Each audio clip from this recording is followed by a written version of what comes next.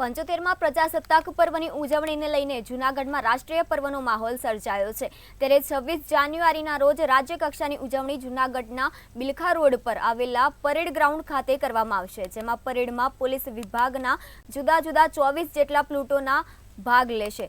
ત્યારે રાજ્યકક્ષાના પ્રજાસત્તાક પર્વની ઉજવણી નિમિત્તે આજે જૂનાગઢ પોલીસ દ્વારા અંતિમ રિહર્સલ કરાયું હતું, જેમાં પોલીસ પરેડ સાંસ્કૃતિક કાર્યક્રમ સહિતનું રિહર્સલ કરાયું હતું।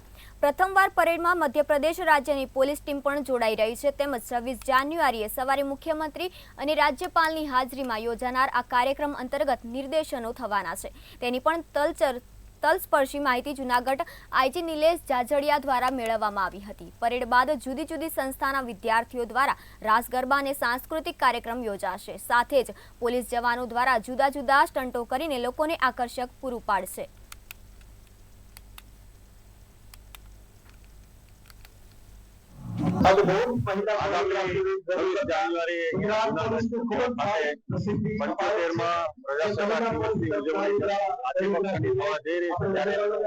આજે ફાઇનલ રિહર્સલ છે।